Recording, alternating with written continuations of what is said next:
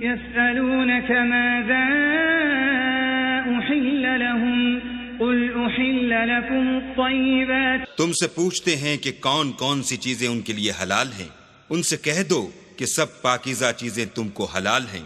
They ask thee, O Muhammad, what is made lawful for them? Say, all good things are made lawful for you. الحمد للہ رب العالمین والصلاة والسلام علی رسولہ محمد وعلی آلہ واصحابہ اجمعین، اما بعد۔ ہم مأکولات اور مشروبات کے بارے میں پڑھ رہے تھے، اور کھانے کی چیزوں کے بارے میں ہم نے یہی پڑھا تھا کہ یہ کون کون سی حرام ہیں۔ آج ہم پڑھتے ہیں مشروبات کے بارے میں۔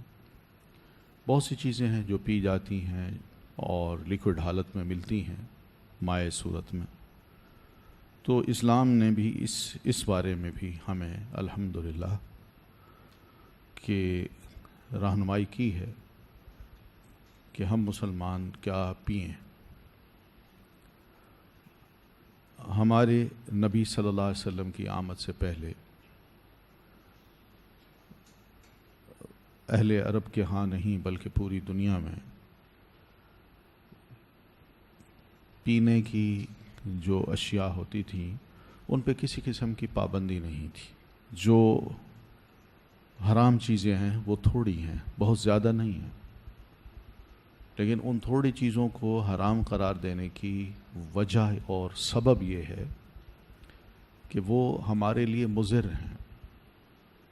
اسلام مثال کے طور پر اسلام یہ چاہتا ہے کہ یہ جو جسم اللہ تعالیٰ نے مجھے عطا کیا ہے یا آپ کو عطا کیا ہے، اس میں سب سے بڑی اور ممتاز چیز وہ ہماری عقل ہے۔ عقل انسان کو یعنی دوسرے کو باور کراتی ہے کہ یہ بندہ بھلا ہے، سمجھتا ہے بات کو، اس سے بات کی جا سکتی ہے، یہ اپنے آپ کو سنبھال لیتا ہے اور اپنی گفتگو کو بھی بڑے مناسب طریقے سے کرتا ہے، کام کاج بھی کر لیتا ہے۔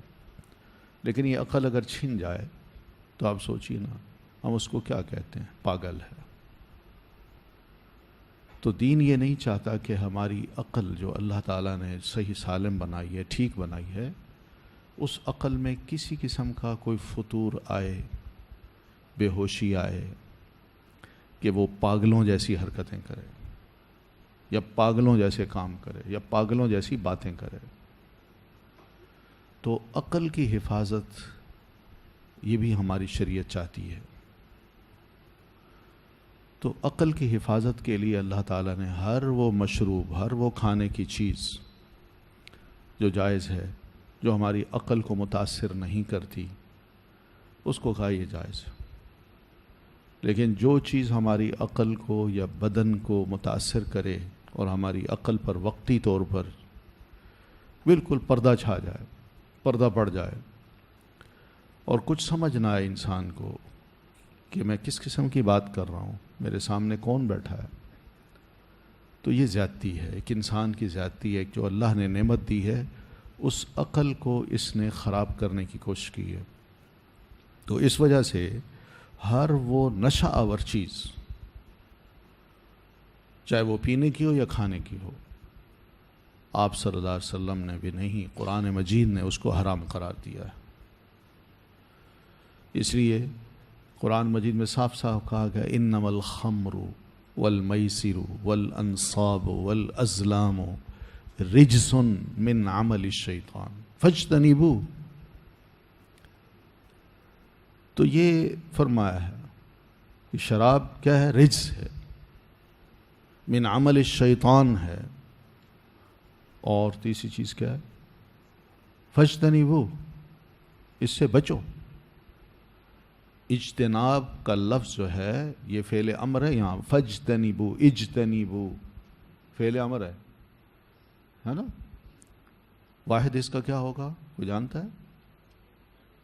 اجتنب، اجتنب، اجتنبا، اجتنبوہ، تو بچو، امر ہے۔ اللہ تعالیٰ جب کسی حکم کو دیتا ہے نا کہ یہ کرو یا یہ نہ کرو، تو اس کا کرنا فرض ہو جاتا ہے اور اس سے بچنا بھی فرض ہو جاتا ہے۔ اگر ہم نہیں بچیں گے تو اس کا مطلب ہے کہ ہم کھل کے اللہ کے حکم کی نافرمانی کر رہے ہیں. اور کچھ علماء نے تو یہ تک کہا ہے کہ جو کھل کے اللہ کی نافرمانی کرے گا تو کفر ہے. اس کی ایک مثال ابھی ریسنٹلی اخباروں میں آیا تھا یہ کہ لندن میں کسی بہت بڑے آفس میں کوئی ایک جاب تھی، اور یہ جاب ایسی تھی کہ جس کو کرنے والا انتہائی ذہین انسان ہو. تو نوجوانوں کو بلایا گیا، 80 کے قریب نوجوان آئے، لڑکیاں بھی لڑکے بھی سب آئے، ان کے انٹرویوز لیے. انٹرویو میں ایک چھوٹی سی بات یہ تھی، بڑے ہنس کے نا بڑے ریلیکس ہو کے یہ سوال کرنے والے سوال کر رہے تھے، یہ بتاؤ شراب کون سی پیتے ہو، تم شراب کون سی پیتی ہو؟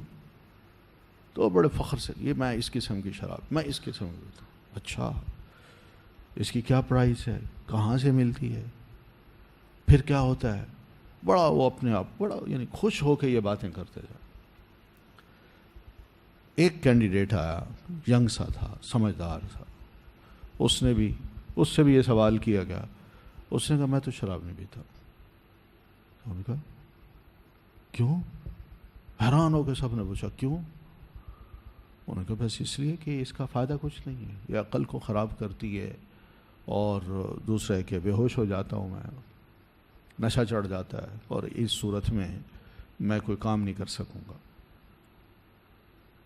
خیر انہوں نے 80 میں سے صرف ایک لڑکے کو جاب دی اور اسی کو دی، اور اس کی وجہ اس سے جب پوچھی تو اس نے کہا میرا دین یہ کہتا ہے کہ یہ شراب حرام ہے.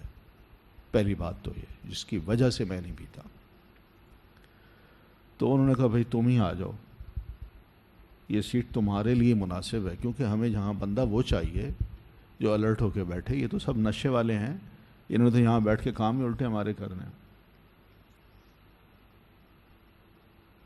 تو میں کہنا یہ چاہ رہا ہوں کہ شراب کو قرآن مجید نے اجتناب کے لفظ کہے ہیں، اس کے بارے میں رجس کا لفظ کہا ہے، پھر یہ بھی کہا ہے کہ یہ شیطانی کام ہے، انسانی کام نہیں ہے، دینی کام نہیں ہے، شیطانی کام ہے.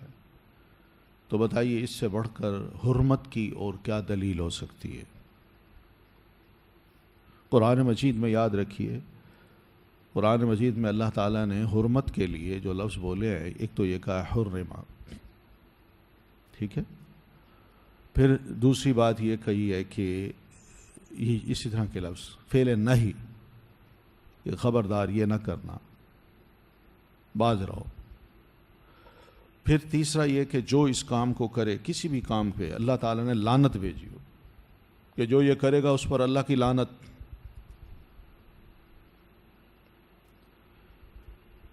تو یہ انداز ہیں قرآن مجید کے. ضروری نہیں ہے کہ حرام کا لفظ ہو تو ہم اس کو حرام سمجھیں، اور جہاں یہ حرام کا لفظ نہ ہو وہاں ہم یہ کہیں نہیں جی اس کا مطلب تو کہاں لکھا ہے حرام، قرآن مجید میں حرام کہاں لکھا ہوا؟ یہ بات نہیں ہے. قرآن مجید اس طرح کی جو بات کرتے ہیں نا، ان کو عربی زبان کا علم ہی نہیں ہے، وہ قرآن مجید کی زبان کو سمجھتے ہی نہیں، اور اپنے جواز کی جو صورتیں ہیں وہ نکال لیتے ہیں، جو ہم کر رہے ہیں وہ ٹھیک ہے. تو قرآن مجید میں یہ کہاں لکھا ہے کتا حرام ہے، گدھا حرام ہے؟ تو آپ اگر لوگ اتنے فلیکسیبل ہیں تو قرآن مجید میں یہ چیزیں نہیں ہیں، پھر یہ بھی کھایا کریں. وہ پیچھے مصلحت یہی ہے بھائی، کتا جو ہے نا ایک چیرنے پھاڑنے والا نجس ایک جانور ہے جس سے ہم مسلمانوں کو بچایا گیا ہے. ورنہ اگر یہ نہ بچایا جاتا تو شاید ہماری زبان کے انداز ہماری زبان بھی مختلف ہوتی. حقیقت ہے، یعنی اس میں یہ بھوں بھوں کی آواز آتی، ہماری حرکتیں بھی ایسی ہوتی. تو اللہ تعالیٰ نے ان تمام چیزوں کو اس لیے حرام کیا ہے کہ اس کے پیچھے بہت بڑی مصلحت ہے. تو بہرحال ہم سب جانتے ہیں کہ شراب کے کتنے نقصان ہیں، اور اس کا نقصان ہمارے دین پر نہیں ہمارے دنیا پر بھی پڑتا ہے. ایک خاندان میں اگر کوئی فرد شراب کو پینا شروع کر دے تو پھر سوچئے اس خاندان کے اندر کتنی خرابیاں پیدا ہوتی ہیں۔ اور پھر دوسری بات یہ کہ ایسی قوم اور ایسا معاشرہ جس میں شراب عام ہو جائے، وہ مادی طور پر بھی، روحانی طور پر بھی اور اخلاقی طور پر بھی تباہ ہو جاتا ہے۔ حقیقت ہے،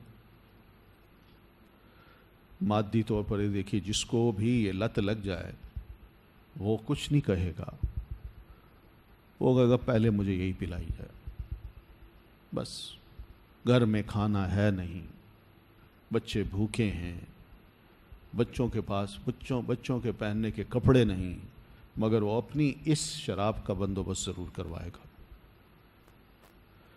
پھر اسی طرح شراب ہم انسانوں کو بہت بڑی تکلیف بھی دیتی ہے۔ دنیا کے ہسپتالوں کا اگر جائزہ لیں تو وہاں یہی پتہ چلتا ہے کہ زیادہ تر لوگ جو بیمار کسی بھی بیماری کا شکار ہیں، وہ جب ہاسپٹلز میں آتے ہیں تو ان کو ایگزامن کیا جاتا ہے تو وہاں یہی پتہ چلتا ہے کہ یہ شراب کی وجہ ہے، جس کی وجہ سے ان پر پاگل پن سوار ہے، اور دوسرا یہ کہ جس مرض کا یہ بندہ شکار ہے اس کا علاج ہمارے پاس نہیں ہے۔ پھر اسی طرح قتل ہوتا ہے اور کسی کے پیچھے پڑ جاتے ہیں کہ بس اس کو میں نے زندہ نہیں چھوڑنا۔ یہ سب شراب کے اثرات ہیں۔ دشمنی بھولتا نہیں ہے انسان۔ پھر اعصابی بیماریاں بھی، پیٹ وغیرہ میں تکلیف، یہ الگ چیز ہے۔ پھر اسی طرح جب یہ لت پڑتی ہے تو انسان سب کچھ بیچ دیتا ہے، وہ کہتا ہے یہ چیز میں نہیں چھوڑ سکتا، مفلس ہو جائے، قلاش ہو جائے، اس کے پاس کچھ نہ ہو، وہ یہ بیچ کے، سب چیزیں بیچ کے، بس اپنی تسلی کے لیے وہ یہ سب کچھ کرنا پسند کرے گا۔ تو یہ نقصانات دنیا میں نظر آ رہے ہیں، خاندانوں میں نظر آ رہے ہیں، افراد میں نظر آ رہے ہیں۔ تو اسلام نے آ کے اس جاہلیت کو یا جاہلی عمل کو ختم کیا ہے۔ اس لیے ہم یہ دیکھتے ہیں کہ بتدریج یہ چیز ختم ہوئی ہے، یہ نہیں کہ فوراً اس کو ختم کیا، اس لیے کہ ایک عادت جو لگی تھی نا، تو دین بری عادتوں کو چھڑوانے کے لیے جو تدریج کا عمل ہے اس کے ذریعے سے وہ بری عادتیں چھڑواتا ہے۔ پہلے بندے کو کہیے کہ بھائی یہ دیکھو تم یہ چھوڑ دو، یوں کرو، اس راستے پہ آ جاؤ، وہ دیکھتا ہے چلو فلیکسیبل ہوں میں، تھوڑا سی یہی اجازت بھی ہے، لیکن دل میں خیال ڈال دیا گیا کہ یہ مناسب نہیں ہے۔ پھر اس کے بعد جب دیکھا کہ اس ٹریک پہ آ گیا تو پھر اس کا کہ اب تم اس راستے پہ آ جاؤ، تھوڑی سی خدا خوفی دلائی، تھوڑی سی باتیں کیں، تھوڑا سا سمجھایا، تھوڑی سی اچھی صحبت میں بیٹھا تو وہ دوسرے ٹریک پہ آ جاتا ہے۔ اور جب اس ٹریک پہ آتا ہے تو پھر یہی کچھ ہوتا ہے کہ دین یہ کہتا ہے کہ بس اب ختم، اب یہ حرام۔ پہلے ہلکی سی شرمندگی دلائی کہ تتخذون سکرن، ہم نے تمہارے لیے انگور اور کھجور بنایا اور تم اس کو نشہ کی شے بنا لیتے ہو، بس آر دلائی ہے۔ یعنی بندہ جیسے سنتا ہے نا تو پھر سنتے سنتے کوئی آر دلا رہا ہو تو غور کرتا ہے تو یوں نظریں نیچی کر لیتا ہے۔ تو پہلی کوشش یہ تھی۔ پھر اس کے بعد کہا کہ وَإِثْمُهُمَا أَكْبَرُ مِن نَفْعِهِمَا، پھر اس کے بعد کہا لَا تَقْرَبُوا الصَّلَاةَ وَأَنْتُمْ سُكَارَىٰ، اب وقت کے پابند ہو گئے، بھائی نماز کی حالت میں تو کم از کم نشہ نہ ہو، اب اتنے بجے پینی ہے اور اتنی پینی ہے تاکہ نماز کے وقت ہم ہوشیار ہو جائیں اور نماز پڑھنے چلے جائیں۔ اور پھر اس کے بعد کہا چھوڑو، دفع کرو اس کو، انما الخمر والمیسر والانصاب والازلام، یہ سب۔ تو بہرحال یہ آیت جو ہی اتری تو الحمدللہ مسلمان جو تھے اتنے ریسیپٹیو ہو چکے تھے، خدا کا خوف ان کے دلوں میں اتنا بیٹھا ہوا تھا کہ حدیث میں آتا ہے کہ جن نوجوانوں کے یا افراد کے ہاتھ میں شراب کے جام تھے، اس نے تھوڑا سا پیا، باقی اس نے پینا ہے، یا پینے کے لیے اٹھایا اور ہاتھ میں ہے، جو ہی یہ آیت کان پہ پڑی تو جو پی رہا تھا اس نے بھی چھوڑ دیا، اور جس کے ہاتھ میں تھا اس نے انڈیل دیا۔ یہ کیا خوبیاں ہیں! یہ سب پہلے تیار کی ہے ان کو۔ تو بہرحال اسلام یہ کوئی خدا نخواستہ ایسا نہیں ہے کہ ایک وقتی مزے کی جو چیزیں ہیں ان کو حرام قرار دیتا ہے۔ یہ وقتی مزہ نہیں ہے، اس کے بڑے دور رس نقصانات ہیں، اثرات ہیں۔ تو بہرحال اصول یہ ہے، اب انما الخمر کہہ کے اللہ تعالیٰ نے، خمر عربی زبان میں کہتے ہیں ما خامر العقل، خمر اس کو کہتے ہیں جو عقل پر پردہ ڈال دے۔ آپ جانتی ہیں خمار کس کو کہتے ہیں؟ دوپٹے کو کہتے ہیں، چادر کو کہتے ہیں، جو خاتون اپنے سر پہ رکھتی ہے تاکہ وہ اپنے سر کو ڈھانپ لے، اسی سے خمر ہے کہ جو شے عقل کو ڈھانپ لے وہ خمر ہے۔ ٹھیک ہے، تو اس بارے میں بس یہ اصول یاد رکھیے۔ آپ فرماتے ہیں کل مسکر خمر وکل خمر حرام، ہر نشہ آور چیز۔ یہ نشہ کیا ہوتا ہے؟ یعنی انسان خود ہے اور اس کی عقل ہے، ان کے درمیان کوئی چیز ایسی حائل ہو جائے کہ عقل کو توڑ دے، یعنی وہ بندہ کچھ فیصلہ نہ کر پائے، اس کے اور اس کی عقل کے درمیان کچھ بڑا خطرناک قسم کا معاملہ ہو جاتا ہے کہ اس کی عقل کام نہیں کرتی، اس کو سمجھ نہیں آتی۔ اسی سے سکرات الموت ہے کہ انسان کو جب موت آ رہی ہوتی ہے تو اس موقع پر اس کے اور اس کی عقل کے درمیان ایسے اٹیکس ہو رہے ہوتے ہیں کہ بندے کو سمجھ نہیں آ رہی کیا ہے۔ تو بہرحال اب یہ سمجھا کہ آپ نے فرمایا کل مسکر خمر وکل خمر حرام، ہر نشہ آور چیز، جو بھی نشہ آور اب چیز ہے وہ حرام ہے، اس کو اللہ کے رسول صلی اللہ علیہ وسلم نے خمر قرار دیا ہے۔ لوگوں پینے کی یہ چیز ہے یا کوئی اور چیزیں، بھنگ ہے، بھنگ کو لوگ کہتے ہیں کہ نہیں یہ کہاں نشہ کرتی ہے، تو بھائی نشہ کرتی ہے، یہ حلال نہیں ہے، یہ حلال نہیں ہے۔ یہاں تو بڑے ہمارے جو اخبارات ہیں بڑے فخر سے لکھتے ہیں یہ فلاں وڈیرا جو ہے یا فلاں خان جو ہے وہ یہاں آیا اسلام آباد میں اور اس نے اپنے گھر میں بھنگ کی محفل سجائی اور بہت سے نامی گرامی لوگوں کو اپنے ہاں بلایا اور سب نے بھنگ پی۔ تو یہ کیا چیزیں ہیں؟ تو بہرحال خمر اس کو کہتے ہیں، ہر وہ شے۔ اب اسی خمر کو دیکھیے کہ اس میں شراب نہیں آتی، شراب کی ساری قسمیں جو بھی نشہ پیدا کریں گی، چاہے وہ شراب انگور کی بنی ہوئی ہو، کھجور کی بنی ہوئی ہو، جو کی بنی ہوئی ہو، گندم کی بنی ہوئی ہو، لیکن اس کا اثر نشے کا ہے تو وہ حرام ہے۔ ہمارے ہاں بعض فقہی کتب میں صرف یہ کہا گیا ہے کہ انگور کی شراب حرام ہے۔ نہیں بھائی، جو خمر ہے وہ اس کے بارے میں آپ فرماتے ہیں کل مسکر خمر، یہ صحیح مسلم کی حدیث ہے،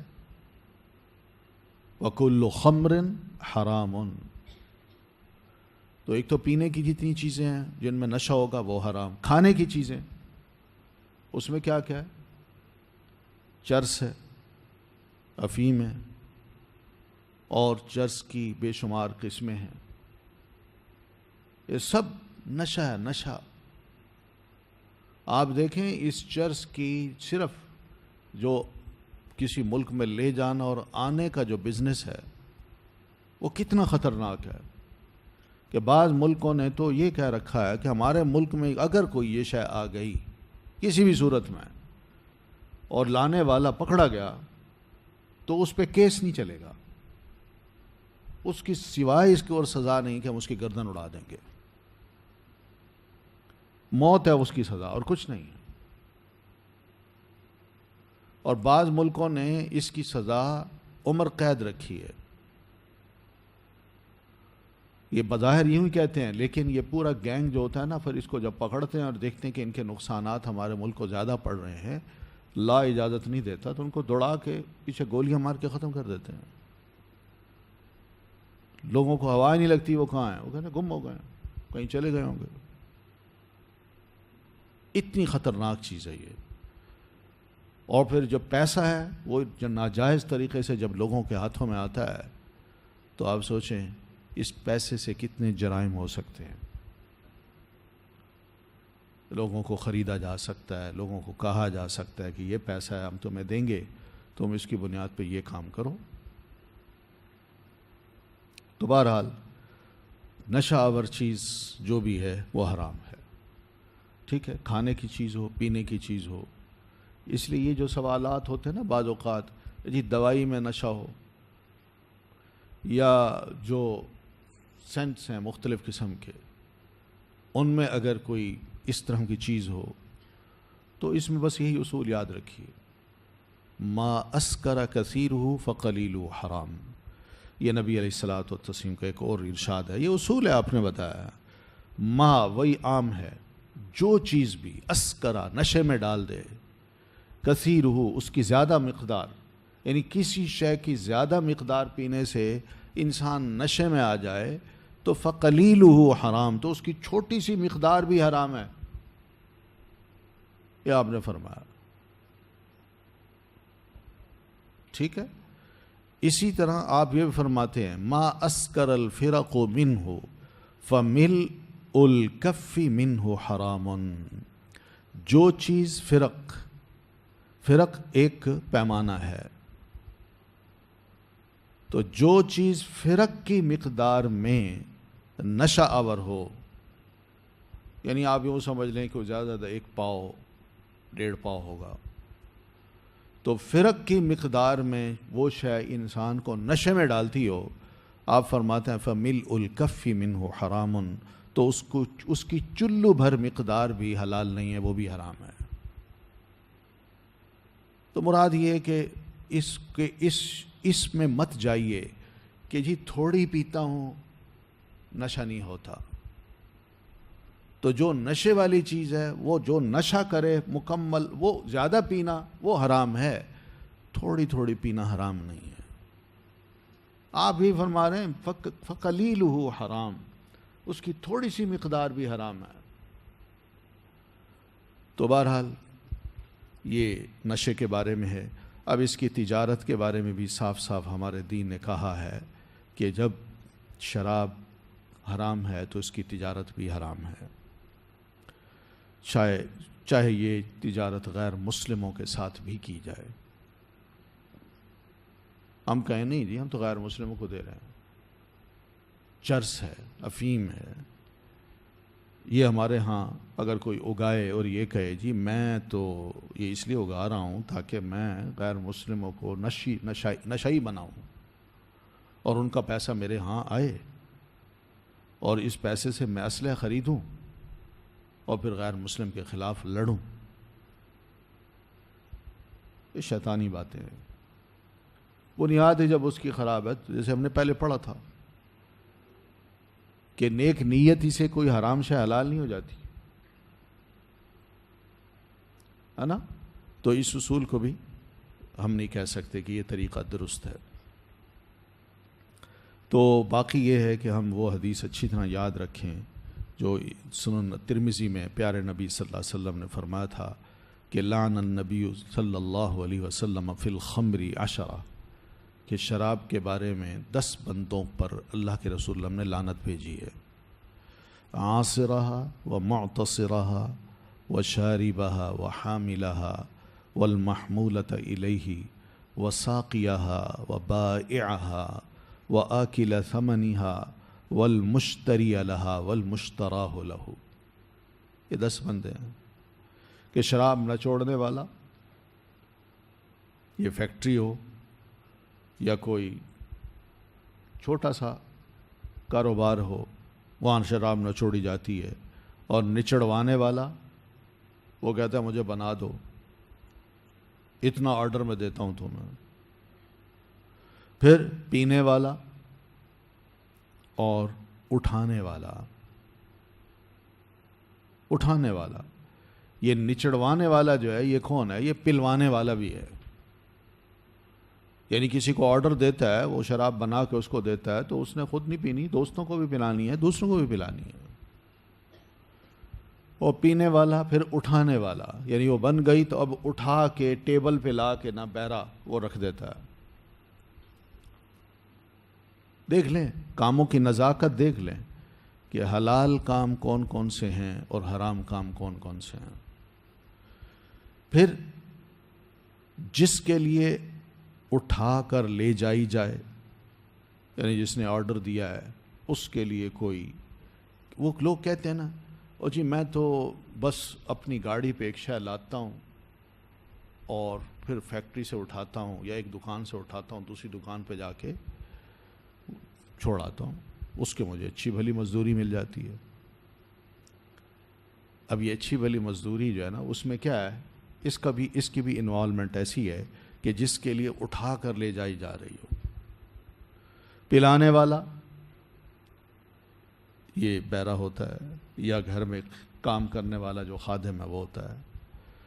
پھر فروخت کرنے والا، بزنس آ گیا اس میں۔ اس کی قیمت کھا جانے والا، بیچ کے کہتے میں نے تو تھوڑی بیچی ہے، لیکن اس نے وہیں سے خریدی، ادھر پہنچوا دی، اور پھر اس کے بعد پیسے اس کے بینک اکاؤنٹ میں آ جائے۔ پھر خریدنے والا، اور وہ جس کے لیے خریدی جائے۔ ان سب پر آپ صلی اللہ علیہ وسلم نے لعنت فرمائی ہے۔ لعنت کا کیا مطلب ہے؟ اللہ کی رحمت سے یہ بندے دور، اور واقعی دور ہو جاتے ہیں۔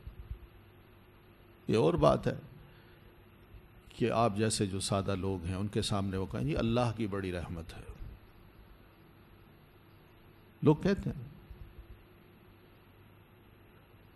لیکن زحمت جب بنتی ہے نا پھر پتہ چلتا ہے کہ واقعی اللہ کی رحمت نہیں تھی۔ اب جو بیماری یا اس کے اثرات میری ذات پہ، میرے خاندان پہ، میرے بچوں پہ، بچیوں پہ جو پڑے ہیں، اس وقت اس کو سمجھ آتی ہے کہ یہ رحمت تھی یا زحمت تھی۔ تو سورہ مائدہ کی جو آیت ہے، اس آیت میں اللہ تعالیٰ نے شراب کی حرمت جب نازل فرمائی تو نبی صلی اللہ علیہ وسلم نے فرمایا تھا کہ ان اللہ حرم الخمر فمن ادرکته هذه الآیۃ وعنده منها شیء فلا یشرب ولا یبیع۔ آیت اتری ہے، اب جو بندہ بھی اس آیت کو سنے یا جس کو بھی پتہ چل جائے کہ اللہ تعالیٰ نے اس آیت میں یہ حکم دیا ہے، تو اس کو میں نصیحت کرتا ہوں کہ وہ بالکل اس کو نہ پیے اور نہ ہی اس کا کاروبار کرے۔ تو یہ آپ صلی اللہ علیہ وسلم نے فرمایا ہے۔ پھر اسی طرح غیر مسلم کو کیا شراب کا ہدیہ دیا جا سکتا ہے؟ کرسمس آتی ہے نا، کرسمس، تو ہمارے لوگ کیا کرتے ہیں، اب غیر مسلم کو کیا کہیں، ہمارے ملک میں غیر مسلم شراب بنا کے مسلمانوں کو پلاتے ہیں اور مسلمان خریدتے ہیں ان سے، مسلمانوں کے گھروں میں پہنچائی جاتی ہے۔ پھر اس کے ساتھ ساتھ یہ بھی ہے کہ گفٹ بھی پیش کیا جاتا ہے، دوست احباب کو گفٹ بھیجا جاتا ہے۔ باہر سے آتے ہیں تو اسی قسم کی چیزیں لے آتے ہیں، خود بھی رکھتے ہیں، دوسروں کو احباب کو بھی دیتے ہیں، گفٹ ہے جی۔ اور پھر باہر جاتے ہیں تو پھر وہاں پر تو ساری لمٹس توڑ دی جاتی ہیں نا، ان کو کراس کر لیا جاتا ہے۔ یہ سارے کام کیا ہیں؟ پھر جہازوں میں یہ سب چیزیں نشہ آور چیزیں جو ہیں، نشہ آور چیزیں، افیم ہے، چرس ہے، گانجا ہے، یہ اس کی مختلف قسمیں ہیں، وہ بھی بڑے مختلف طریقوں سے ان کی پیکنگ کر کے ان کو لے جاتے ہیں، پکڑے جاتے ہیں پھر۔ اور اخباروں میں، دنیا کے اخباروں میں آتا ہے جی پاکستان کا جو ایئر لائن ہے اس میں یہ چیز پکڑی گئی، اور اس میں عام بندہ نہیں، جو کرو ہے، کرو انہی کے لوگ ملوث تھے. کتنی بدنامی ہے, کیا عزت ملتی ہے. اگلے پابندیاں لگا دیتے ہیں کہ آپ کی یہاں آ ہی نہیں سکتی فلائٹ. تو یہ دینا دلانا تحفے, یہ لت ہی ایسی ہے کہ انسان کو عجیب و غریب قسم کے جرائم سکھاتی ہے یہ چیز. تو بہرحال یہ غیر مسلم کو تحفہ بھی نہیں دیا جا سکتا, نہ لیا جا سکتا ہے. نبی صلی اللہ علیہ وسلم نے صاف فرمایا کہ جب اللہ نے اس شراب کو حرام کر دیا ہے تو پھر حرام شے کا لینا دینا, تحفے میں لینا تحفے میں دینا, یہ بھی حرام ہے. ٹھیک ہے. پھر یہ بھی ہے کہ شراب کی جو مجلسیں ہیں اس کا بائیکاٹ کرنا ہم ہے. بائیکاٹ سے مراد یہ کہ ایسی مجلس میں ہم نہیں جا سکتے جہاں حرام غیر شرعی کام ہو رہے ہوں اور کھلم کھلا ہو رہے ہوں, وہاں نہیں جا سکتے.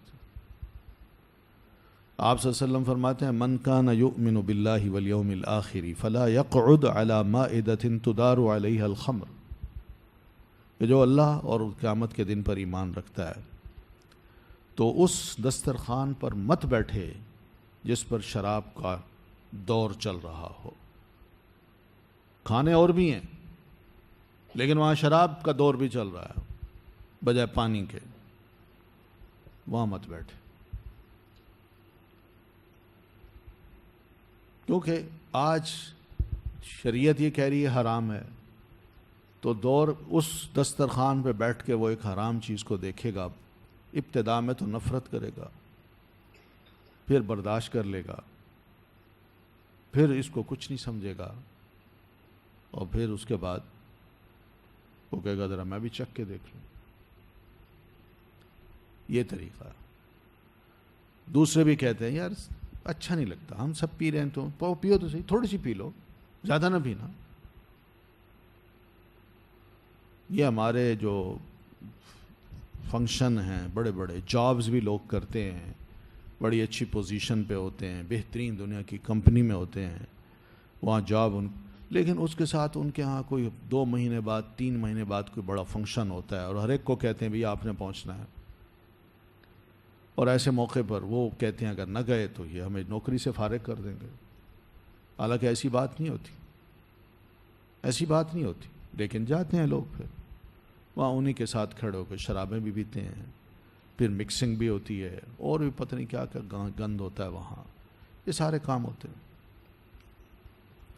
تو ایک مسلمان اللہ کے رسول صلی اللہ علیہ وسلم کے ارشادات کو سن کے, اور خاص طور پر قرآن مجید کے ارشاد کو سن کے, سوال ہی پیدا نہیں ہوتا کہ وہ ان حرام چیزوں کے قریب جائے.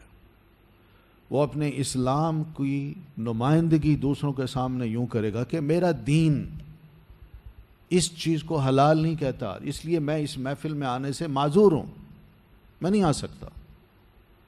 کیا نوکری سے نہیں نکالتے, بلکہ ایسے بندے کو اور زیادہ صاف ستھرا سمجھتے ہیں کہ بندہ کھرا ہے, اور جو نشہ نہیں کرتا پھر اس کے کام کی جو نوعیت ہے وہ کتنی اچھی ہوگی. کوئی خدا نہ خواستہ اسلام کی بتائے ہوئے جو طریقے ہیں ان کو اپنانے سے یہ نہیں ہوتا کہ ہمیں کوئی دنیاوی طور پر نقصان ہو, بڑے بڑے فائدے بھی ہوتے ہیں. انسان کر کے تو دیکھے, دوسروں کو باور تو کرے کہ بھئی میں مسلمان ہوں. لیکن جو ڈھیلا ڈھالا ہو اور ان چیزوں کی پرواہ شروع سے نہ کرتا ہو, تو پھر وہ یہ مسئلے مت پوچھے کہ جی ایسی محفل میں جا سکتا ہوں. یہ کوئی بتانے کی پوچھنے کی بات ہے, جائے. اگر اور محفلوں میں یا اپنے گھر میں تمہارے سب کچھ چل رہا ہے, دوست احباب میں بیٹھ کے تم شراب پیتے ہو, تو یہ مسئلے پوچھنے کی کیا ضرورت ہے کہ جناب ہماری کمپنی یہ فنکشن کرتی ہے, مجھے بلایا جاتا ہے, میں مسلمان ہوں, میں جاؤں کہ نہ جاؤں. بھائی جب دین کا مسئلہ تمہیں پتہ ہے کہ حرام ہے تو ایسی محفل میں کیوں جاتے ہو؟ تو بہرحال پیارے نبی صلی اللہ علیہ وسلم نے یہ فرمایا. پھر بعض اوقات لوگ کہتے ہیں جی وہی کہ علاج کے لیے شراب یا نشے کا تھوڑا سا استعمال ہم کرتے ہیں, اور یہی دوائی ہے, اس کے علاوہ کوئی اور دوائی نہیں ہے. آپ صلی اللہ علیہ وسلم نے کھل کے فرمایا, اور حکیم نہیں پوچھا تھا, آپ کے دور میں ایک ڈاکٹر نہیں پوچھا تھا. تو آپ نے فرمایا انہ لیس بدوا ولکنہ داء, اور بھئی یہ دوا نہیں ہے، یہ بیماری ہے۔ ان اللہ انزل الداء والدواء، اللہ نے جہاں بیماری اتاری ہے وہاں اس کی دوا بھی اتاری ہے۔ وجعل لکم داء دواء، اور اللہ تعالیٰ نے تمہارے لیے جو بیماری ہے اس کی دوا کا بھی علاج رکھا ہے۔ فتداووا ولا تتداووا بالحرام، لہذا علاج کرو مگر حرام سے نہ کرو۔ آپ نے منع فرمایا۔ پھر اسی طرح ایک بڑی اہم بات یہ کہ ان اللہ لم یجعل شفاءکم فیما حرم علیکم، جس چیز میں اللہ تعالیٰ نے حرام چیز رکھی ہے اس میں تمہارے لیے کوئی شفا نہیں رکھی، یعنی حرام میں شفا نہیں ہے۔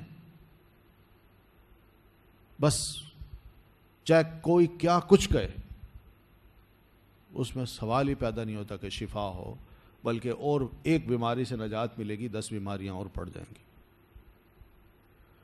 تو علاج ہو اس کے لیے حرام چیز کا جواز کہیں نہیں نکلتا، بلکہ اللہ تعالیٰ نے حلال چیزوں میں بھی علاج رکھا ہے، شفا رکھی ہے۔ ٹھیک ہے، تو اس سے جتنا بھی انسان دور ہو سکے دور رہے، کسی کے کہنے سے متاثر نہ ہو، اور بڑا محتاط رہے کہ آپ کیا کر رہے ہیں، کیا کھلا رہے ہیں، اس میں کیا ہے۔ مریض خود محتاط ہو، مریض کے ارد گرد جو اس کے اپنے رشتہ دار ہیں وہ خود محتاط ہوں کہ بھئی یہ کیا کھلا رہے ہیں، یہ حلال ہے کیا حرام ہے۔ تو یہ بڑی اہم چیزیں ہیں، یہ نہیں کہ ڈاکٹر پہ چھوڑ دیا جائے۔ ڈاکٹروں کو بھی کم از کم اس کا علم ہونا چاہیے کہ میں کسی کو حرام نہ کھلاؤں، حرام دوائی نہ دوں، یہ خود سب سے بڑا گناہ گار ہوگا اگر وہ جانتا ہے کہ یہ حرام ہے اور مریض کو حرام کھلا کے اس کا علاج کرنا چاہتا ہے۔ مریض بعض اوقات ہوش میں نہیں ہوتے، مریض کو یہ خیال بھی نہیں ہوتا کہ کیا ہونا ہے، لیکن اس کو اتنا پتہ ہے میرا علاج کر، میں تکلیف میں ہوں، کوئی علاج ہو جائے۔ تو اس کو اگر کوئی سجیسٹ کرتا ہے ڈاکٹر کہ تم یہ پیو، اور حرام پلاتا ہے اس کو، تو یہ گناہ گار ہے، بہت بڑا گناہ، یہ کبیرہ گناہ ہے۔ ٹھیک ہے، چلیے پھر اس طرح باقی نشہ آور چیزیں جو ہے نا اس کے بارے میں بھی ہم نے پڑھ لیا ہے۔ تو یہ اس کا نقصان صرف اور صرف یہی ہے کہ انسان جب اس نشہ آور چیز کا عادی بنتا ہے جس میں چرس ہے، کوکین ہے، افیون ہے، اور اس کے علاوہ چرس کی بے شمار اور قسمیں ہیں، گانجا ہے، تو یہ سب چیزیں ایسی ہیں جب لت پڑ جاتی ہے انسان کو تو اس کے جسم میں رچ بس جاتی ہے۔ جب وہ ختم ہوتا ہے نشہ تو پھر اس کا جسم کا انگ انگ، اس کے اعصاب درد کرتے ہیں، اس کو سکون نہیں ملتا، بے چین رہتا ہے، ٹوٹا ٹوٹا سا جسم۔ تو اس وقت وہ کہتا ہے لاؤ مجھے کھلاؤ، پیسے دو، تو پیسے کے لیے وہ لڑتا ہے، مارتا ہے، چوریاں کرتا ہے، حتیٰ کہ بیوی کا زیور تک بیچتا ہے، مکان بھی بیچنا پڑ جائے تو وہ بیچے گا، لیکن وہ ان لت سے، اس لت سے وہ نجات نہیں پاتا۔ تو اس کا علاج سوائے اس کے اور کچھ نہیں کہ حکومت خود اپنی طرف سے پھر ایسے لوگوں کو اٹھا کے لے جاتی ہے اور ایسے علاج گاہوں میں یا ہاسپٹل میں داخل کرتی ہے جہاں نشہ آور چیزوں کا علاج کیا جاتا ہے، اور لوگوں کو وہاں رکھا جاتا ہے صبح و شام، تاکہ یہ گھر والوں کو تکلیف نہ دیں، اور پھر اس کے بعد ان کا جسم نارمل حالت میں آئے اور ان کو ہم کوئی اور خوراکیں کھلائیں اور دوائیاں کھلائیں تاکہ یہ لوگ ٹھیک ہوں اور اس کے بعد یہاں سے رخصت ہوں۔ لیکن یہ بڑا مشکل علاج ہے، آسان علاج نہیں ہے۔ وہ پھر بھی وہاں 40 دن 2 مہینے رہنے کے بعد گھر آتا ہے نا، پھر وہی کام شروع کر دیتا ہے، اکثر یہی ہوتا ہے۔ تو بہرحال یہ خبیث اور نقصان دہ چیزیں ہیں، صحت کے اعتبار سے بھی بڑی نقصان دہ ہیں۔ تو اس لیے خبیث چیزیں جتنی بھی ہیں اللہ تعالیٰ نے ان کو حرام قرار دیا ہے، نبی علیہ السلام نے بھی وَيُحَرِّمُ عَلَيْهِمُ الْخَبَائِثَ، اور سب علماء اور فقہاء کا بھی اس پر اتفاق ہے کہ یہ سب حرام چیزیں ہیں۔ تو بہرحال کئی قسمیں آئیں گی نشے کی۔ اب وہی بات ہے نا جو حدیث پڑھی تھی ہم نے، آپ نے فرمایا تھا لوگ شراب کا نام بدل کے اس کو پئیں گے، ہوگی شراب ہو۔ اسی طرح اب شراب کو، نشے کو عجیب و غریب قسم کے نام دے دیے گئے ہیں اور مختلف طریقے اپنا لیے گئے ہیں کہ جس سے پتہ چلے کہ ہم کھا رہے ہیں، پی رہے ہیں، لیکن وہ چیز نہیں ہے جو پی جا رہی ہے، جس کو عام پبلک سمجھتی ہے۔ ٹھیک ہے، چلیے پھر واقعی اخلاقی طور پر اگر اس کا دیکھا جائے تو پہلی بات تو یہ ہے کہ یہ جسم ہمارے پاس امانت ہے۔ دین نے منع کیا ہے کہ ہم اپنے جسم کی جو امانت ہے اس میں کسی قسم کی خیانت کریں، اس کو نقصان پہنچائیں۔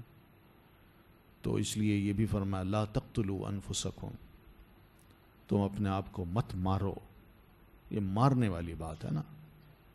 ولا تلقوا بایدیکم الی التہلکہ، ٹھیک ہے، اور یہ بھی ہے لا ضرر ولا ضرار، نہ ضرر پہنچاؤ اور نہ ہی ضرر اٹھاؤ،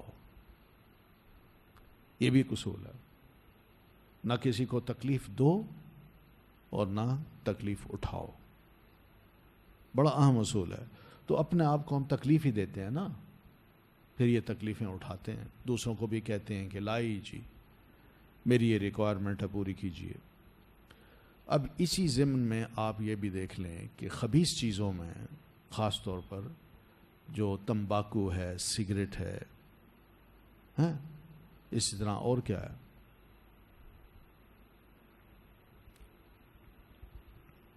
پان کے اندر بھی لوگ ڈالتے ہیں تمباکو، اسی پان میں گٹکا بھی ڈال دیتے ہیں، یہ سب نشہ آور چیزیں ہیں، مضر چیزیں، خبیث چیزیں، بدبو آتی ہے منہ سے۔ آپ صلی اللہ علیہ وسلم اگر ایک حلال چیز جو لہسن ہے، پیاز ہے، آپ فرماتے ہیں وہ کھا کے جب تم مسجد میں آتے ہو تو اس سے خاص ایک سمیل آتی ہے، اور اس سمیل سے مسجد میں جو آئے ہوئے فرشتے ہوتے ہیں ان کو تکلیف ہوتی ہے، لہذا ایسی چیز مت کھا کے آؤ کہ جس سے خاص طور پر لہسن اور پیاز جو کچا کھایا جاتا ہے، تو یہ کھایا جاتا تھا اس لیے کہ سخت گرمی پڑتی تھی تو اس کا علاج ہوتا تھا کہ چلو یہ کھا لیں۔ آپ نے اس دور میں بھی اور ان حالات میں بھی اس چیز کو فرمایا مت کھاؤ کہ جس سے فرشتوں کو تکلیف ہوتی ہے۔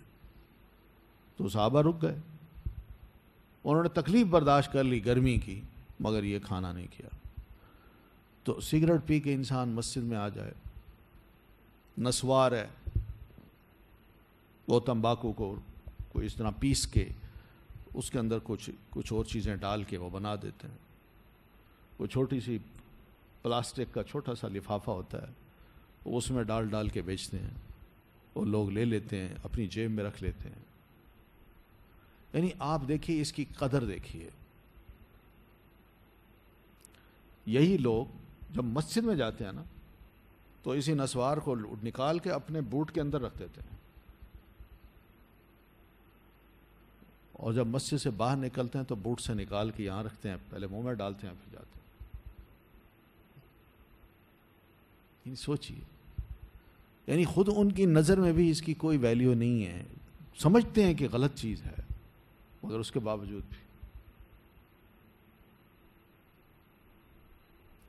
اس طرح دیکھیے کسی کا سوال آیا کہ کوئی صاحب ہیں وہاں پہ باہر، انہوں نے کوئی دکان کھول رکھی، یہ دکان پہ کام کرتے ہیں، وہاں شراب بھی بکتی ہے اور پھر اپنی انکم کو یہاں بھیجتے ہیں، بیوی بچوں کو لیے پیسے بھیجتے ہیں، وہ کھاتے ہیں۔ جب گھر والے کہتے ہیں ہم نے حج کرنا ہے تو جواب میں کہتے ہیں یہ تو حرام کا پیسہ ہے۔ یہ حالات ہیں ہمارے۔ تو بہرحال اصول جو ہے نا اس کو سامنے رکھیں کہ جسمانی اعتبار سے بھی ہم اپنے جسم کو بڑا نقصان پہنچاتے ہیں، اور دوسری بات کہ اس سے پیسہ بھی ہمارا ضائع ہوتا ہے۔ یہ دونوں چیزیں امانت ہیں، اللہ نے پوچھنا ہے۔ اب آتی ہے بات کو سوال و جواب کی جو آپ کے ذہن میں ہوں کہ پینے کی اور کیا کیا صورتیں ہو سکتی ہیں، کیا کیا چیزیں ہو سکتی ہیں، کیا کیا کاروبار ہو سکتے ہیں، انکم کے کیا کیا ذرائع ہیں لوگوں کے۔ تو یہ سب چیزیں بہرحال آپ ذرا آپس میں ڈسکشن کر لیں یا مجھ سے سوال کر لیں تو اس کا انشاءاللہ باتیں مزید کھلیں گی. اصول وہ میں نے بتا دیا ہے. بس ما اسکر کثیرہ فقلیل حرام. کوئی بھی شے ہو، چاہے پینے کی ہو کھانے کی ہو، اس میں نشہ ہو، اگر وہ نشہ آور چیز بڑی مقدار میں ہے، بندے پر نشہ طاری کرتی ہے، تو اس کی چھوٹی سی مقدار بھی حرام ہے. چھوٹی سی مقدار. ٹھیک ہے، چلیے.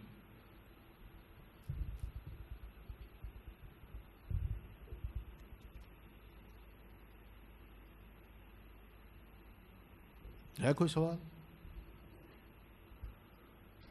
اچھا، آپ کے کل کے جو سوالات تھے اس میں بتاؤں آپ کو. پہلا سوال یہی ہے کہ اگر پری میڈیکل پرائیویٹ کریں اور اس میں 11-12 لاکھ تک جو فیس مانگی جاتی ہے وہ بھی رشوت میں آئے گی؟ وہ حرام نہیں، یہ فیس ہے بھائی، وہ رشوت کہاں ہے؟ وہ تو فیس ہے.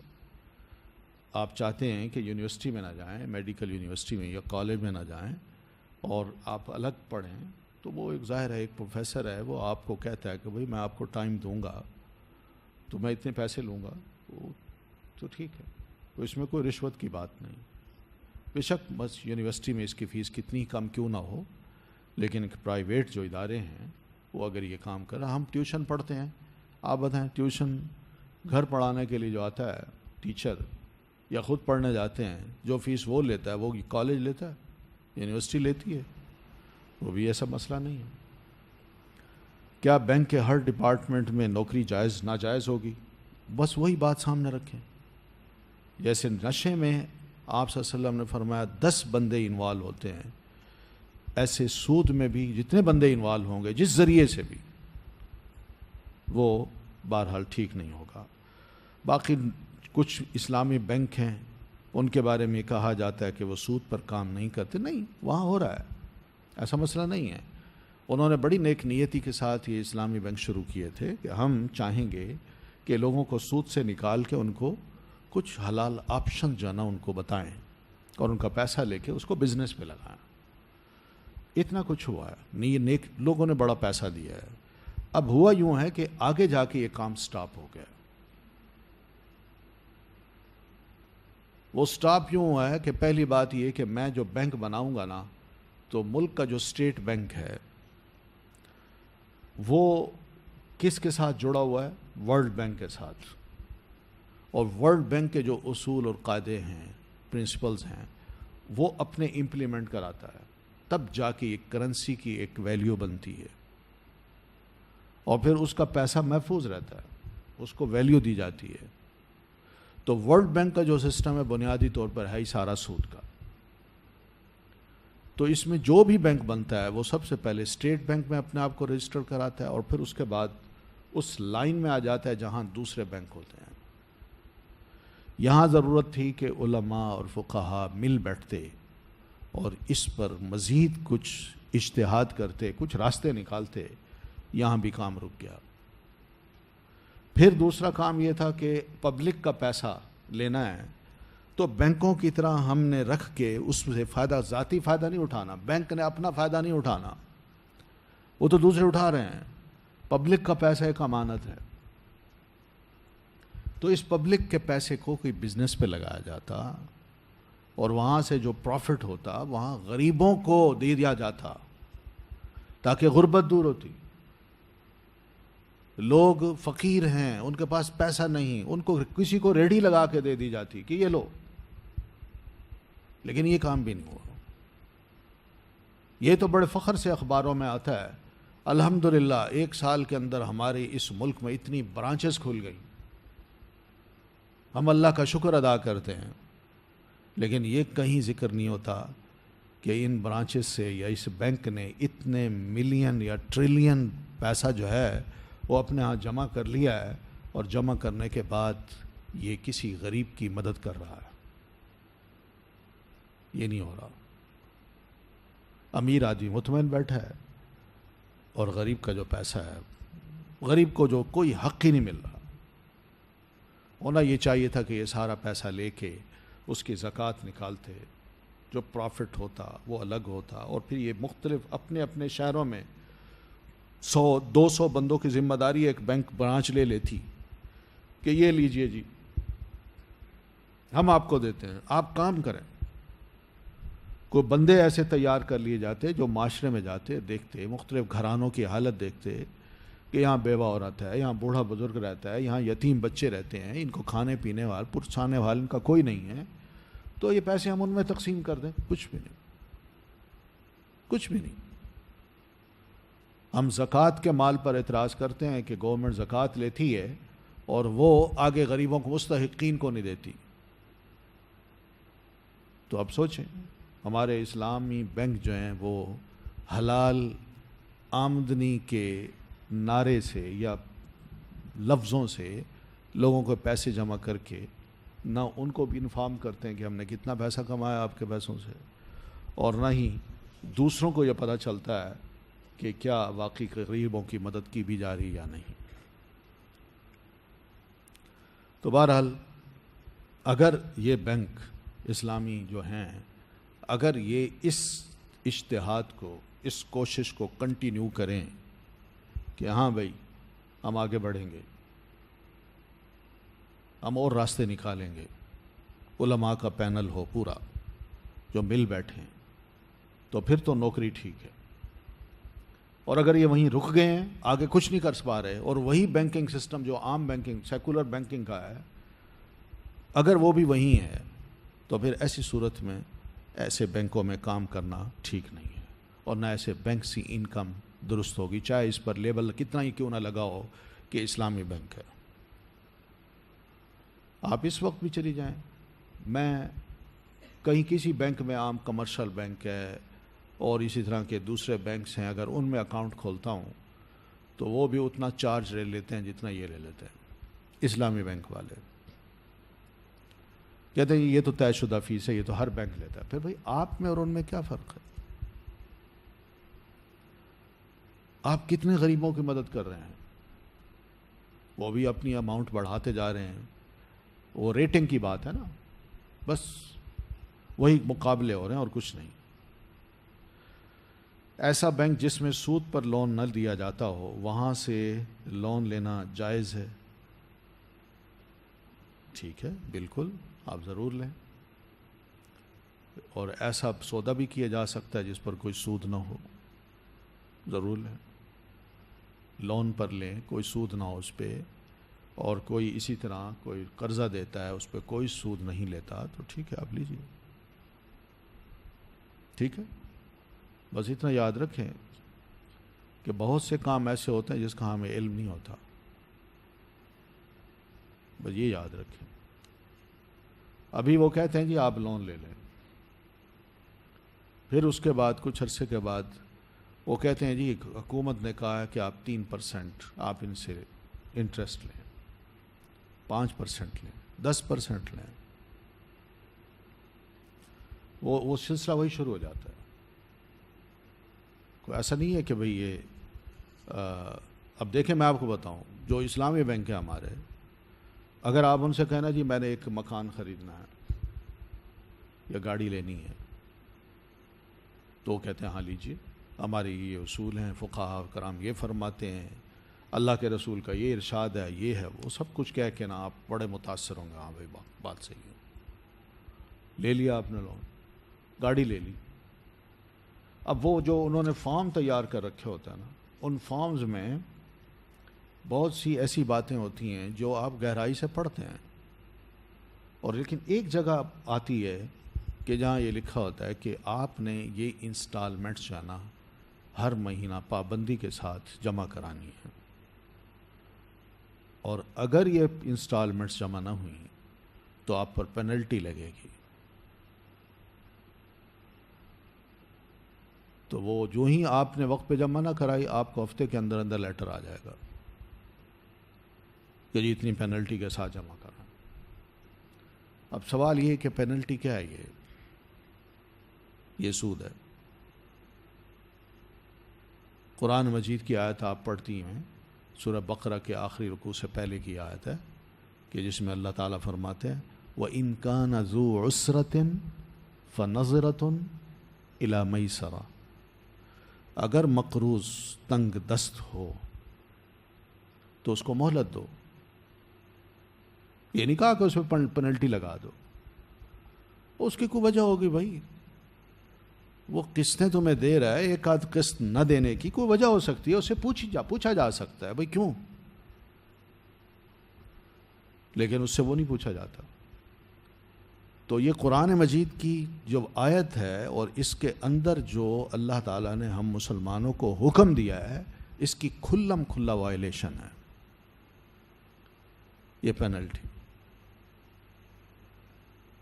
تو اس طرح کی بہت سی چیزیں ہیں جو عام بندوں کو پتہ نہیں چلتی.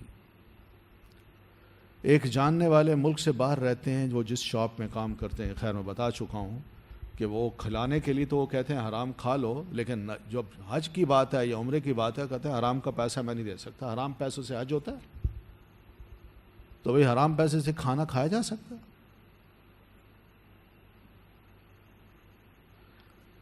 موبائل فون میں ایڈوانس لینے کی بات ہوئی تھی کہ وہ سود میں آتا ہے. میرے خیال ہے ہم نے کی یہ بات تو نہیں کی تھی، کی تھی؟ کیا کہا تھا میں نے کہا تھا کہ حکومت جو ہے نا وہ اپنی طرف سے جو ٹیکس ان مختلف آئی ہوئی جو کمپنیاں ہیں ان پر لگاتی ہے، اور جب میں 100 روپے کا وہ لیتا ہوں، کارڈ لیتا ہوں، تو وہ 70 روپے کا جو اس میں ڈالتے ہیں فون میں اور 30 روپے نکال لیتے ہیں، تو اس پہ بڑی تکلیف ہوتی ہے. تو یہ 30 کا نکالنا جو ہے، یہ میں نے کہا تھا کہ حکومت کی طرف سے کچھ ٹیکس ہوتے ہیں، تو ان ٹیکسز کو وہ اسی وقت ہی پے کر دیتے ہیں. تو باقی جو ہے ہو سکتا ہے وہ خود بھی پروفٹ رکھتے ہوں، ہو سکتا ہے، ہم نہیں جانتے، لیکن حکومت زیادہ سے زیادہ ٹیکسز ایسی کمپنیوں پہ لگاتی ہے، کیونکہ یہ بڑا مفت کی یہ کیا ہے، سونے کی چڑیا ہے، اور کیا ہے، کیا گھستا ہے. ان کا کاروبار یہاں چمک اٹھا. ٹیلی فون کی دیکھیں، جو سیل فون ہے اس کی کتنی قسمیں ہیں، گھر گھر میں ایک ایک فرد، بچہ، جوان، بوڑھا، حتیٰ کہ ریڑھی والا، وہ دو تین فون اپنے پاس رکھتا ہے. کتنے لوگ ہیں ہمارے ملک کے؟ 23-24 کروڑ افراد ہیں. 2 کروڑ کے پاس فون نہیں ہوگا، 3 کروڑ کے پاس نہیں ہوگا، 20 کروڑ لوگوں کے پاس فون ہے. اب ان کو اگر یہ فائدہ ہوتا ہے تو آپ سوچیں نا، وہ کیوں نہ یہاں آئیں؟ کیوں نہ حکومتوں کی طرف سے ہم پر پریشر ڈالیں کہ بھئی آپ ہماری کمپنیوں کو آنے دیں؟ ٹیکنالوجی ہمیں نہیں ملتی، لیکن یہ کام جو سلی قسم کے کام ہیں وہ ہم کرنے کو ہم کہتے ہیں ٹھیک ہے. یہ جو پانی کی بوتل ہے نا، دیکھیے نا، جس کو منرل واٹر ہم کہتے ہیں، یہ پانی کی بوتل مارکیٹ میں اس کی بڑے سائز کی جو ہے یہ 60 روپے کی ملتی ہے. ہمارے ایک دوست، میں جب کراچی میں تھا تو یہ میں اس وقت کی بات کر رہا ہوں 2001 سے لے کر 4 کے درمیان کی، تو کراچی میں وہ اس پانی کے ڈسٹریبیوٹر تھے. وہ کہہ رہے تھے کہ 60 روپے کی جو بوتل ہے یہ فیکٹری سے نکلتی ہے، جو ہی نکلتی ہے میں اس کو اپنی گاڑیوں پہ لوڈ کراتا ہوں، اور پورے شہر میں جہاں کہیں بھی یہ ضرورت ہے، ہوٹلوں میں، 5 اسٹار ہوٹلوں میں، دوسرے ہوٹلوں میں، عام دکانوں پہ، مختلف سٹورز پر یہ میں پہنچواتا ہوں، اور مجھے ایک باٹل کا 1 روپے ملتا ہے، اور 1 ملین سے زائد باٹل جو ہے نا میں وہ تقسیم کرتا ہوں. تو 1 ملین کا مطلب یہ کہ 1 ملین روپیہ ان کو روزانہ ملتا ہے. تو اس میں اگر ان کے 7 لاکھ روپے بھی خرچ ہو جائیں، گاڑیوں کا خرچہ ہے، ملازمتیں ہیں، ان کی تنخواہیں ہیں، یہ سب کچھ 7 لاکھ ڈیلی خرچ ہو جائے، 3 لاکھ تو ڈیلی بنتا ہے نا. یہ اس بندے کا کام ہے جو صرف فیکٹری سے شے نکلتی ہے اور آگے تقسیم کر دیتا ہے.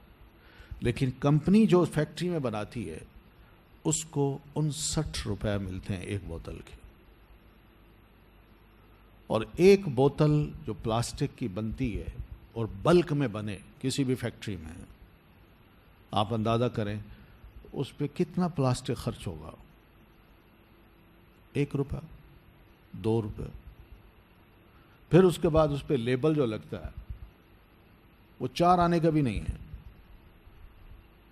تو 2 روپے کی بوتل، اور اس پہ کام کرنے والے جو لوگ ہیں 1 روپے ان کا لگا دیں. وہ کیونکہ جو باہر لے کے تقسیم کر رہا ہے 1 روپے تو اس کو دیا جا رہا ہے نا، تو جو اندر کام کر رہا ہوگا اس کو 1 روپے نہیں دیتا ہوگا بلکہ 4 آنے دیتے ہوں گے. لیکن میں کہتا ہوں چلیں 1 روپے بھی لگا دیں. تو 2 سے لے کر یعنی 2.25، 3.25، 1 روپے یہ، اور پھر بجلی کے خرچے یہ سارے. پانی مفت کا ہے، پانی تو زمین سے نکال رہا ہے وہ. 3.25 روپے کی یا 3 روپے کی، یہ زیادہ سے زیادہ میں بتا رہا ہوں، اس بوٹل کی قیمت ہے. اور 1 روپے وہ لے گیا 4 روپے. 4 روپے کے بعد ان 60 روپوں میں چلیں ٹیکس اب لگائیں، ٹیکس آپ 30 روپے بھی لگا دیں، 34 روپے ہو گئے. 34 کے بعد 24 روپیہ، 26 روپیہ ایک بوتل کا ڈیلی ایک کمپنی کو بچے. تو آپ سوچیں صرف کراچی شہر میں یہ 1 ملین نہیں ہے، کم از کم 3-4 ملین ہوگا، بلکہ زیادہ ہوگا اس کی ڈسٹریبیوشن. اور پھر پورے پاکستان میں جب یہ بکتا ہوگا تو آپ اس سے سوچیں، ایک بوتل سے اگر صرف 25 روپے بھی اس کمپنی کو بچتے ہیں تو آپ اس سے اندازہ لگائیں کہ اگر 10 ملین بوتلیں اس کی بکتی ہوں ڈیلی، تو 25 روپے کو 10 ملین سے آپ ملٹی پلائی کریں، 250 ملین روپیہ ڈیلی اس کا پروفٹ ہے. اس کو کہتے ہیں سونے کی چڑیا، کہ آپ کچھ بھی نہ دیں، ٹیکنالوجی نہ دیں، دوسرے ملکوں کو اس طرح بنا کے رکھیں کہ ہم آپ کو بڑی خوبصورت چیز پیش کر رہے ہیں. اور وہ بوتل جب میرے سامنے آتی ہے تو میں بھی ذرا خوش ہوتا ہوں کہ بہترین پانی میں پی رہا ہوں، لیکن جیب سے میرا جو پیسہ جا رہا ہے وہ کتنا جا رہا ہے ہم سوچ ہی نہیں سکتے. اور یہی حال ٹیلی فون کی کمپنیوں کا. مسئلہ پتہ کیا ہے؟ مسئلہ یہ کہ ہمارا ایک دوسرے پر ٹرسٹ نہیں ہے. ہم آپس میں مسلمان ہوں، پاکستانی ہوں، ایک دوسرے کو اچھا نہیں سمجھتے، حسد کرتے ہیں. یہ ایک بندہ اگر یہ کمپنی خود بنا لے اور حکومت اس کو دے دے کہ بھی ٹھیک ہے، وہ اگر غیروں سے لیتے ہیں نا 40 روپے، تو یہ خوشی سے کہے گا مجھ سے 60 لے لیں، 70 لے لیں، لیکن کم از کم گھر میں بیٹھ کے میں اپنی کمائی تو کر سکتا ہوں. لیکن ہم نہیں دیتے، بڑی سے بڑی رشوت لیتے ہیں، بڑے سے بڑے نقصان پہنچانا جانتے ہیں. میں افسر بن جاتا ہوں تو بیٹھ کے دوسرے کو اس کی جڑ کاٹنا چاہتا ہوں، لیکن دوسرے آتے ہیں وہ چیک بھی دے دیتے ہیں، حتیٰ کہ مکان خرید کے ان کے نام کا کر دیتے ہیں، بہترین ولا، بہترین گاڑی ان کے گھر میں پہنچ جاتی ہے، اور پھر اس کے بعد وہ فائل کو یوں کرتے ہیں اور ان کا کام ہو جاتا. قومی نقصان جو ہے، باہمی عدم اعتماد، حسد، اس چیز نے ہمیں بہت حد تک کمزور کر دیا، اور مالی اعتبار سے ہم بڑا نقصان اٹھا رہے ہیں. تو بہرحال یہ ضمناً بات تھی. تو وہ بات ایڈوانس لینے کی جو بات ہے وہ یہی ہے. اگر یہ ہے، اس کے علاوہ اگر کچھ اور ہے تو وہ ظاہر ہے سود ہے پھر. ٹھیک ہے.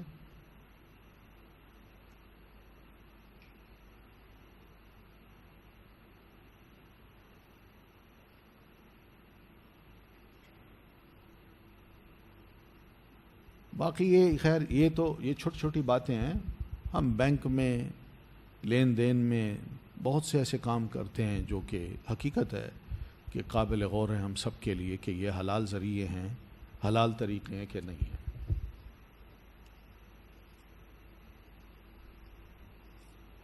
کیا تمام سمندری مخلوق کھانا حلال ہے؟ بس اصول میں نے بتایا تھا کہ جو جانور پانی کے بغیر زندہ نہیں رہتا، پھڑک پھڑک کے مر جاتا ہے، وہ حلال ہے.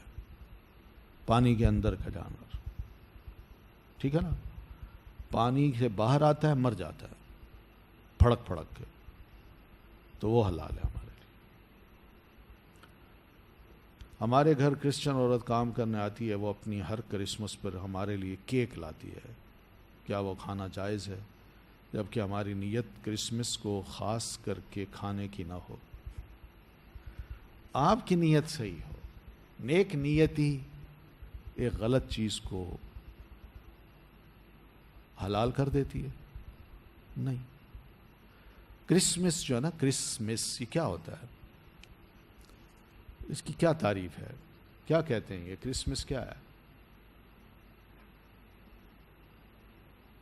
بخیر یوم پیدائش ہے، سیدنا عیسیٰ علیہ السلام کا یوم پیدائش ہے۔ یہ معنی اس کا کرسمس کا؟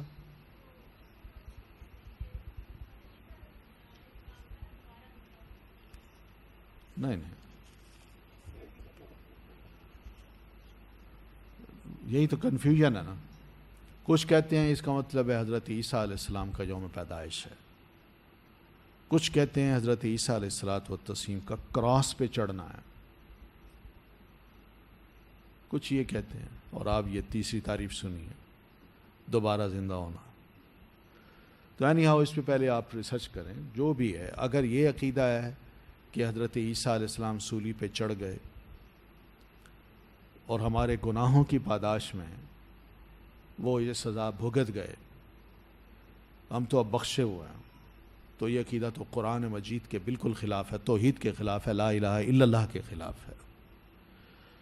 تو ایسی صورت میں تو یہ بالکل ہی حرام ہے کہ چہ جائے کہ اس کے بارے میں یہ کہا جائے کہ بھئی حلال ہے کہ حرام ہے۔ اور اگر یہ عقیدہ ہے کہ حضرت عیسیٰ علیہ السلام کی پیدائش کی خوشی میں ہم یہ بانٹ رہے ہیں، تو اس بارے میں بھی یاد رکھیں کہ 25 دسمبر حضرت عیسیٰ علیہ السلام کی پیدائش کا کوئی فائنل دن نہیں ہے۔ یہ ان کی اپنی ہسٹری پڑھیں، انہوں نے مختلف اسکالر جو ان کے ہیں، انہوں نے بڑا زبردست ان میں اختلاف ہے کہ 25 دسمبر کو نہیں پیدا ہوئے تھے۔ کوئی فروری بتاتا ہے، کوئی مارچ بتاتا ہے، کوئی اسی طرح سال کے کچھ اور مہینے بتاتا ہے۔ اس پر اتفاق نہیں ہے، تو بات وہیں آ جاتی ہے جیسے ہمارے ہاں کہا جاتا ہے کہ اللہ کے رسول صلی اللہ علیہ وسلم 12 ربیع الاول کو پیدا ہوئے۔ 12 ربیع الاول کو کچھ مورخین نے لکھ دیا ہے، لیکن صحیح جو ہے صحیح وہ 9 ربیع الاول ہے۔ اس لیے 9 ربیع الاول شروع سے چلتا آ رہا تھا، اور ہمیں اپنا بچپن یاد ہے کہ اس دن کو 12 ربیع الاول کی بجائے 12 وفات کہا جاتا تھا۔ 12 وفات یعنی 12ویں تاریخ ہے، آج کے دن نبی علیہ السلام کی وفات ہوئی تھی۔ اب وفات کا لفظ بھی نبی علیہ السلام کے لیے ہم کہتے ہوئے ذرا شرماتے ہیں، توہین سمجھتے ہیں کہ اللہ کے رسول کے بارے میں یہ کہیں کہ آپ فوت ہو گئے۔ اب یہ کیا کہیں، پھر کیا کہیں؟ وصال فرما گئے۔ او بھائی وصال تو ہر کوئی ٹھیک ہے، اس دنیا سے نکلا اگلی دنیا میں چلا گیا، وہ تو ہر ایک کا وصال ہوتا ہے۔ اور اگر وصال کا مطلب یہ کہ اللہ سے جا ملے، تو اللہ تعالیٰ تو کسی بھی میت کو جس کی روح فرشتے قبض کرتے ہیں، وہ بس آسمان کی طرف لے جا رہے ہوتے ہیں، تو راستے میں اس کی جو خوشبو پھیلتی ہے، آنے جانے والے فرشتے اس کو کہتے ہیں مبارک روح ہے، طیب روح ہے، تو وہیں سے اس کو حکم ہوتا ہے کہ جاؤ اس کو علیین میں لے جاؤ۔ بس اتنا کچھ ہوتا ہے۔ وہ رب کے سامنے تھوڑی لی جاتی ہے کہ اللہ یہ میں تیرے سامنے اب آ گیا ہوں۔ تو پھر وصال کا ایک مطلب یہ کہ وہ اللہ تعالیٰ میں چلی جاتی ہے، یہ بھی مطلب غلط ہے۔ تو یہ میت کا لفظ قرآن مجید نے بولا ہے انک میتن، اللہ کے رسول آپ مرنے والے ہیں، ٹھیک ہے نا۔ وما جعلنا لبشر من قبلک الخلد افإن مت فهم الخالدون۔ اسی طرح وما محمد الا رسول قد خلت من قبلہ الرسل افإن مات او قتل انقلبتم علی اعقابکم۔ پتہ ہے نا آپ کو جنگ احد میں جو کچھ ہوا تھا، تو اللہ تعالیٰ نے کتنا ڈانٹا ہے، لیکن اس میں یہ بات کہی ہے کہ آپ نے فوت ہونا ہے۔ موت کا لفظ آپ کے لیے بولا گیا، اور یقین مانے کہ یہ بہترین عقیدہ ہے، اس لیے کہ الحی کا مطلب ہی تب پتہ چلتا ہے کہ اللہ تعالیٰ الحی ہے اور باقی الحی نہیں ہے. اللہ تعالیٰ قیوم ہے، باقی القیوم نہیں ہے. ایک شخص روز شراب پیتا ہے، بقول اس کے اگر وہ ایک دن نہ پیے تو وہ چل پھر نہ سکے، کیونکہ کتنے سالوں سے وہ ہیروئن اور دوسری نشوں کا عادی رہ چکا ہے. شراب پی کر وہ باقی نشوں سے بچا ہوا ہے. اس کے ساتھ تعلق رکھنا، ان کے گھر آنا جانا یا اس کی کوئی مدد کرنا کیسا ہے جبکہ وہ قریبی رشتہ دار ہو؟ نہیں، اس کا علاج ہونا چاہیے. ایسی صورت میں کیا کرنا ہے؟ وہ خود پھر نشے کی حالت میں ہو سکتا ہے آپ کے ساتھ بھی کچھ خدا نخواستہ بدتمیزی کر دے، اور پھر اس کے اس نشے کو ہم ٹھنڈے مسئلے گوارا کر لیں کہ تم جو حرکت کرتے ہو ہمارے لیے کوئی بات نہیں، ہم اس سے نفرت نہیں کرتے، ہماری جو دینی غیرت ہے، اہمیت ہے، وہ بس سوئی ہوئی ہے.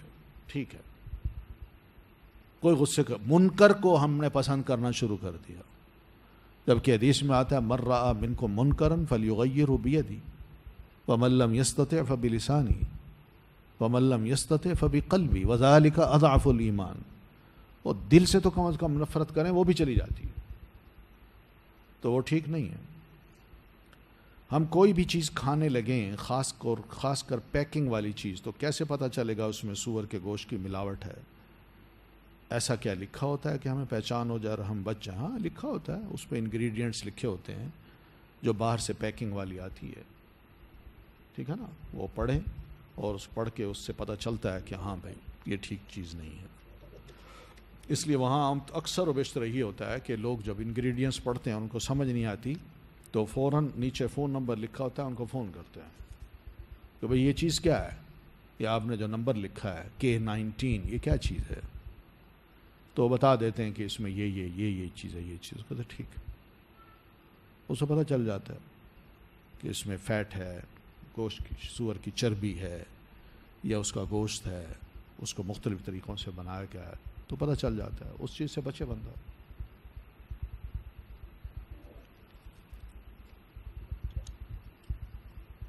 ٹھیک ہے، چلیں. سبحانک اللہم وبحمدک اشہد ان لا الہ الا انت استغفرک واتوب الیک. السلام علیکم ورحمۃ اللہ وبرکاتہ.